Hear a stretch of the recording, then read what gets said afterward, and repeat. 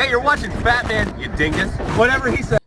Influence. Basically, the best thing people want, right? A lot of people want to have some type of influence. They want to have some type of power. They want to lead people and do something. Me personally, I look at influence as non-existent, because if you can really influence a bunch of people, it's not influence. It's called brainwashing. I don't know how to tell you niggas. That's what it's called. So let me step back for a second and explain why I'm talking about influence in the first place. Sneako, our resident cuck man, the man in the chair, the guy in the chair, the man you probably love to be like, nigga, what are you doing, right? We already talked about Sneako in the last video. And I haven't been able to add my 50 cents to this conversation just because what is influence, right? Is influence the power to control and manipulate people? No, that's more like what cults do in most religions. Most, not all, most. And you want to be the man to step back and really look at a practice and look at something from I want to say third person point of view, but enough further away distance so you can view it to say, well, okay, I know the beginning, the middle, and I kind of don't know the end, but I'm seeing where everything is going and it don't look good, right? That's where everyone should look at somebody with a smidget of influence, right? This has come from a guy with like 1,000 subs. There's no influence here. There's only conversation and chatting. If we get to 10K or 100K, there's some type of influence, or there's just people willing to have the conversation. Sneako here has had a grip on social media, and he's had a grip on the masses' balls. Pause. Basically saying that Sneako is one of those guys that you have to look out for and really find out how much influence does he have. To learn more, let's tune in on this whole conversation and let's add your take to it, because if you can't comment and add a take, I really just don't know why I'm talking about this. So let's go. Andrew Tate. When he said Andrew Tate, right? That means this kid is getting most information from TikTok. Has to be. There's no other shape or fucking form of where he's getting that info. Andrew Tate, nigga, how do you know about Andrew Tate? He's like 12 or 13, right? Don't get me wrong. There was a video with Neon, and he was basically with Sneako at a mall, and they're trying to talk to some girls, but they couldn't. But this 12-year-old kid and his dad came up to them, and he knew Neon. And then he knew Sneako from fucking TikTok. Oh, I see you on TikTok. You say some good shit. So it's very weird that Sneako doesn't know or doesn't comprehend the level of influence he has, right? And maybe he does, right? But at the same time, it's the rhetoric that he speaks that, yes, he's not harmed anybody personally, but somewhere underneath that, there are people looking at it as harm. Andrew Tate is one of those niggas that's like, oh yeah, fuck all these bitches, get money, da-da-da. That shit rappers have been saying for years. But he's also made his money in a very cruel way when it's just been like, oh, but it's webcam, but every other girl does on OnlyFans. Yeah, but at a time where webcam was so-so before OnlyFans, that nigga ruled the market and lied to people. Come on. Fuck the woman, fuck the woman. Fuck the woman, fuck the woman. Sneako has said this one time on first time he was on Fresh and Fit, right? And I want to mention this because it's very prevalent to where this goes. He said, oh, you guys hate women. Like, nigga said, what? Ain't nobody hate women. But Sneako here said it as a joke, right? Fuck women. It's not been his motto. It has not been his motto, but he's also been like, fuck the dumb whores on Fresh and Fit. But that's all you did was make fun of these girls who had this fucking drastic, huge way of thinking, which is fine. They're not going to get anywhere in life at that point, but that was their mottos of how they lived their lives. Sneako was just bombing them, and other people like, yeah, fuck these hoes, fuck the women. And usually those were incel niggas who couldn't get bitches. Like, yeah, voluntary celibate niggas, but also guys who couldn't bag a girl and were just like, yeah, fuck that bitch. Like, nigga, calm down. Let's continue. But this kid is like 13 or 12, and somehow you're repeating this. It's just wild to me. What? He says sorry, and Sneako's like, okay. No, wait. We love women. We love women. But not like transgenders. I thought he said transgenders. Yes, sir. We love everybody. No. All gays should die. This fucking black kid, is he black? This Dominican boy just said all gays must die. Sneako's never said that, but these kids are feeding into whatever the fuck he's preaching about and other shit, and they're just wilding out. They could be joking, but at the same time, bro, a lot of people have said this. When you fuel or push a market and say some dumb shit, you never know who's going to repeat it, who's going to hear it. That's why Andrew Tate told this motherfucker to change up the way he approaches the conversations. Because, look, right? And Andrew Tate even said it. If he could change the message or go back, he would. Because he realized, okay, there's a kid in a foreign country clipping up my videos that are mad drastic and crazy. I wish I actually changed the narrative to show that person, look, this is what I'm talking about. And I may be joking, but that's not what I represent or mean. At the end of the day, kill all the gays is some wild shit. And wherever they're getting that from, they're reading it off of his content somehow. Somehow.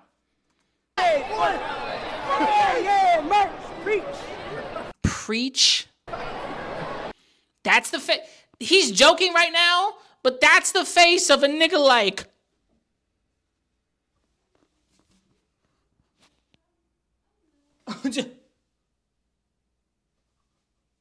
Duh, nigga, that's you. That's your face right now because he's like, oh, these kids, they're wildin'. What have I done? And he's joking like, what have I done? But then he looks back at the camera like, should they be saying that?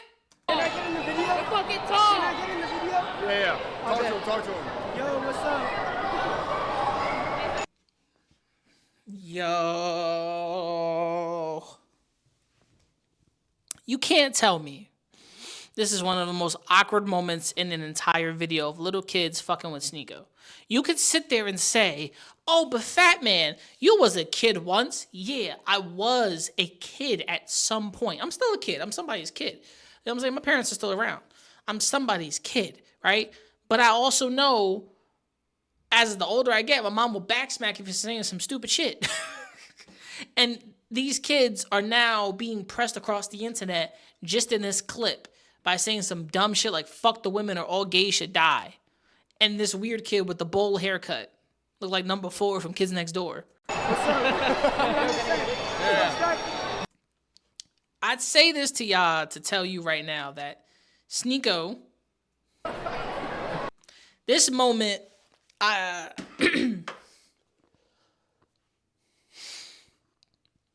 bring this up to really talk about what influence actually means, right? This is what people talked about influence. A long time ago, a while back, maybe a couple months back, Ludwig somehow, I think, tweeted something out talking about the power of influence and what influence really means in this modern day. Personally, for me, I said this a lot to people. Content creators do not control their audience. I don't control what you say. I don't control what you do. And even if I had some ability to do that, at the end of the day, you're still a grown-ass adult or you're accountable for your own actions. I personally have no sort of push at this moment in my life. But I damn well know the longer and longer I keep at it, I'm going to get to a point where I can push every faction of what I want to push. My ideas are my ideas. They're not your ideas. But the conversations, I love that shit because I want to inspire to talk more, right? Maybe not really touch shit that's like really sensitive, but ask questions on why it's so sensitive for these things. Why can't we talk about these things? And my channel is a very weird mix, but I'm trying to pivot where I feel nice at, right? Sneako, does he have control of these kids? No, he don't. At the end of the day, he really doesn't. But does he have to watch what he says and what he was putting out on the internet? Hell yes! Are you fucking kidding me? You can't tell me if I was online speaking fuck women, fuck these gays, fuck transgenders. You can't tell me if I was saying any of the shit that he was saying or that these kids are saying, I wouldn't be yeeted off a platform faster than anybody said. Well, you found out. You gotta look at the fucking positives to everything. This is the face of a man who's realized, this is kind of funny, but I may have fucked up, right? Don't get me wrong. Some of y'all are going to be like, oh, fat man, nah, they're just kids. Kids will be kids. And Sneako pointed that out. boys will be boys. There's a tweet out there that he put out that said, boys will be boys. They're just joking around and blah, blah, blah. I've said this. No matter how much jokes, no matter how much you think, oh, they're just playing and kidding, they mean that shit, right? Dave Chappelle said it the best. There's a comedian joking about anything and everything in the whole fucking world, right? But sometimes that nigga means that shit. They mean it, right? There's comedians out there saying the most racist, arbitrary, fucked up shit in the world. At first, all it's jokes. But Dave Chappelle said it. I may be telling jokes, and I know I'm joking, having fun, and trying to press people's buttons. But there's niggas that really mean that shit. There's niggas that really, really believe in what they believe in. And yeah, it's funny to us, but on a really weird level surface, if they mean that, they not playing. They're actually that person, right? When someone's like, oh, I'm him. You ain't him. You trying to be him, right? Sneako means the stuff he means just to be controversial just for the sake of it. Because he knew, oh, fuck it. I'm just going to start saying wild shit and being on my wild, wake up, the universe is dying, getting shade, like I'm going to start saying these things. And he practiced what he preaches sometimes. But at the end of it, when your content gets pushed to 12-year-olds, little kids, you start to really look at it as you have influence at some shape or form in this manner. You have some shape or form of influence. Now, Ludwig put this out there as how many creators really have influence over their audience. Number one, I've learned half of the people in my shit are 18 to 17 to 35 years old. I have no influence over you. You're a grown-ass adult at the end of the day.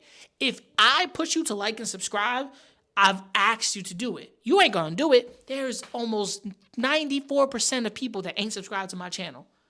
What are you doing? Click the subscribe button, right? And there's people that are already here just watching, and I only got like 75 of y'all. When it comes to content, and it comes to content that means something to me, to you, to anybody, there is a level influence that PewDiePie has, a level influence that Mr. Beast has, a level influence that Kai Cenat, anybody in AMP have, because they work to build the audience. He's garnered this audience. He's pushed his content and told people to push his content to TikTok, to these platforms, even talking about get off TikTok, get off these platforms. Oh, chat, clip it up, send it out there, send it to TikTok, send it to Instagram, blah, blah, blah, blah. He was doing that shit. So it's very funny when influence does come back to bite you in the ass. Now, once again, is this the same as what Ludwig was mentioning, that creators have some responsibility in their audience? Yes and no. Number one, I can't control niggas and what niggas do. If I say something, get mad, I can't be human, my audience is going to take it personal. Even when it comes to YouTube beefs, oh, fuck that person. I was like, nigga, chill. You don't know that person. I get it. You know what I'm saying? I got my own personal beef, right? Like when I was fucking going back and forth with that Chesh bitch, I personally, shouldn't call her a bitch, but I personally don't know you, my nigga. And my commentary was only meant for one video and just a conversation with my audience. You interjected yourself into my video. I took upon myself to make another video kind of knocking her down a bit, because the petty shit that people do will make you look at it and be like, nigga, you chasing clout. I like to have a conversation. I ain't chasing clout. I'm trying to like stir up news and see what's happening. Now, that was my small bit of beef. Do I not like that person still? Yeah, I'm just not. No, I'm not going to respond to you. I'm not going to have a conversation with you unless I feel that you're on a human level, right? Then I have some responsibility as a human in my own fucking mind to step back and be like, logically, I could talk with you, but I ain't going to fuck with you after this. That's just how I roll. Sneako has the power and influence now that his shit has been pushed across platforms. Even if he's on Rumble, his shit is still out there. There's people still making channels and channels of everything he says, and it's getting pushed to a wider audience. And people find it to be very disrespectful rhetoric. Now, I could be wrong, because Sneako changed his ways and be like, yo, look, I don't support what those kids were saying. It was funny, but that's not my life. I haven't said kill this or fuck these people. Like, I just don't like certain things being pushed to kids. Now people look at Sneako and be like, you're pushing the same shit, my nigga.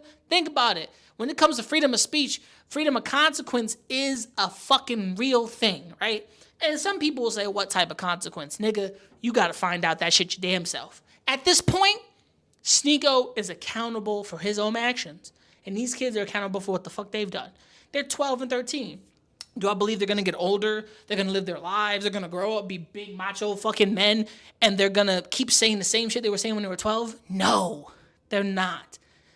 Unless they're holding on to that 12-year-old fucking brain, which means the maturity level in these kids is not going to move anywhere until they're like 17, maybe, right? Right now, you 12. Once you get into what is it? You 11... Once you get into 13, 14, 15, 16, 17, 18, that 19 era, those are the teens eras, right? That's in the teens. Once those kids get to their teens, we're going to see where they at in a long time from now. But I do believe Sneako, he has a little bit of fault here. But these kids are also not being monitored online at all. I wasn't monitored either. Now, is this a fault of the parent? We're going to find out. But let me know what you think of this conversation. This is a long type of process here. Is Sneako to blame for these kids acting stupid, saying dumb shit, or are their parents to blame? Let me know. And answer this in the comments below. Do influencers have responsibility to reel in their audience? Do they have responsibility over their audience? Let it be heard in the comments below. It's your boy Fat Man. Make sure to like, subscribe, hit the bell icon to be notified. And from me to you, remember to never give up, never surrender, and keep on running. Mad love. Peace. And I'm out. Sneako, get back in your cucky chair. Cog boy.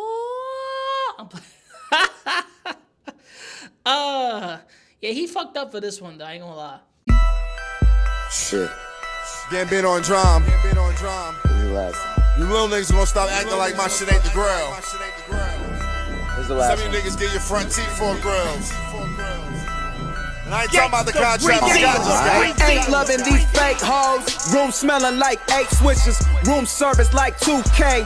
NBA, I'm ballin', nigga. All them niggas falling like all them niggas. Talking shit, I saw them niggas. Now they daughter want a picture. Rough, ain't it? Fuck famous. Yeah, man. Niggas too real, got the most haters.